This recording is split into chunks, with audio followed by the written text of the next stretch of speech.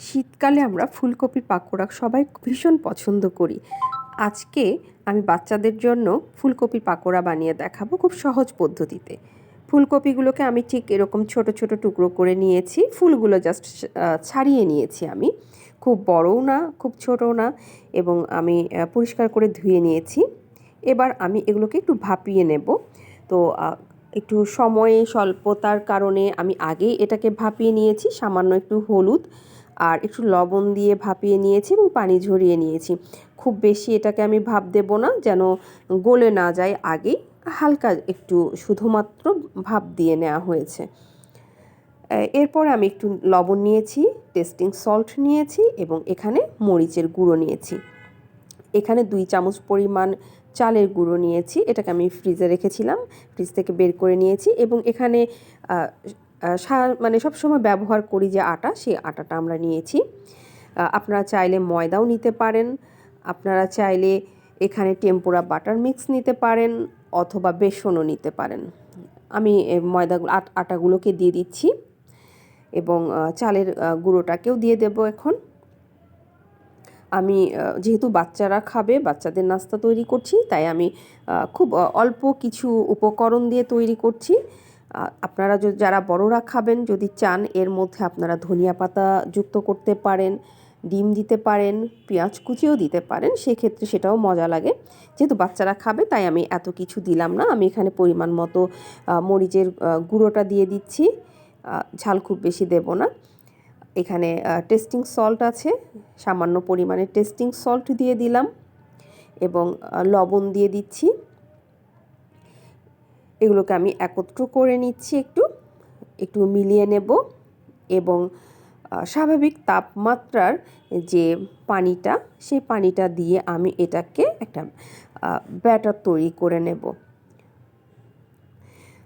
তো আপনাদেরকে বলা হয়নি, আমি আমার নতুন চ্যানেলে এখন থেকে বাচ্চাদের টিফিনে দেওয়ার মতো বা বাচ্চাদের জন্য নাস্তা তৈরি করে দেখাবো খুব সহজ পদ্ধতিতে। তো আমার চ্যানেলের নাম hour kitchen with healthy foods.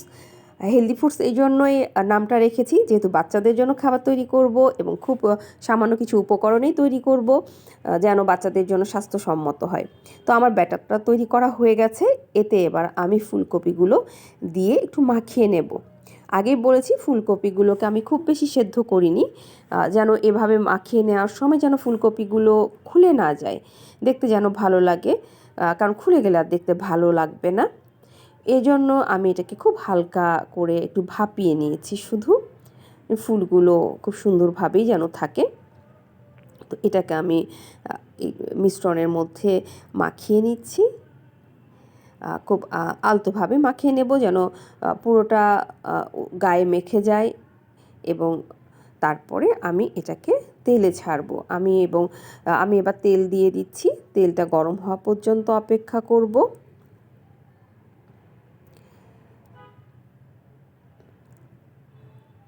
তেলটা গরম হয়ে গেলে আমি ফুলকপিগুলো আস্তে আস্তে ছেড়ে দেব। ফুলকপির পাকোড়া বাচ্চারা ভীষণ পছন্দ করে। আমার মনে হয় শুধু বাচ্চারা না, বড়রাও খুব পছন্দ করে। এবং এটাকে যদি সংরক্ষণ করে ফ্রিজে রাখা যায়, তাহলে সারা বছরই কিন্তু খাওয়া যায়। একটু ভাপিয়ে নিয়ে যদি পানি ঝরিয়ে বক্স করে ফ্রিজে রেখে দিতে পারেন, তো সারা বছর এটা কিন্তু খাওয়া যায়। আমি অবশ্যই এভাবেই রেখে দিই, যেহেতু বাচ্চারা পছন্দ করে, ওদের জন্য আমি এভাবে রাখার চেষ্টা করি।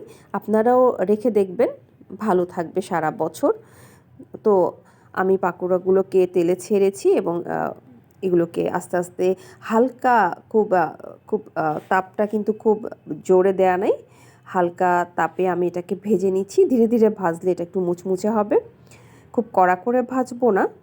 তারপরেও খুব হালকা আঁচে আমি এটাকে ভেজে নিচ্ছি।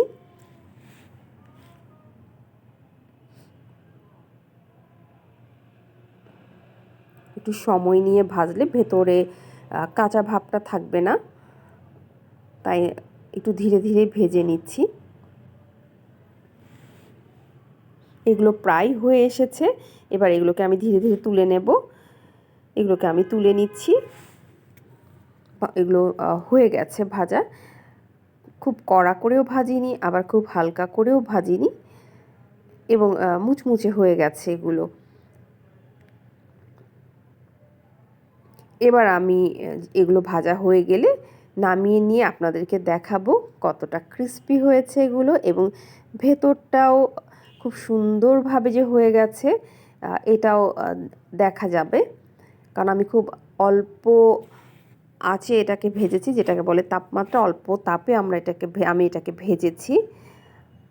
খুব ধীরে ধীরে ভাজা হয়েছে এবং ভেতরটা সুন্দরভাবেই ভাজা হয়ে গেছে। দেখেন, আমার মনে হয় যে বাচ্চাদের জন্য যদি এরকম অল্প উপকরণ দিয়ে আমরা তৈরি করি তো বাচ্চারা খেতেও পছন্দ করবে, বাচ্চাদের জন্য শরীরের জন্যও ভালো হবে। এছাড়াও বিভিন্ন উপকরণ যুক্ত করে আরও মুখরোচক করেও আপনারা তৈরি করতে পারেন। তো আজকের জন্য এটুকুই, পরবর্তীতে আবার দেখা হবে।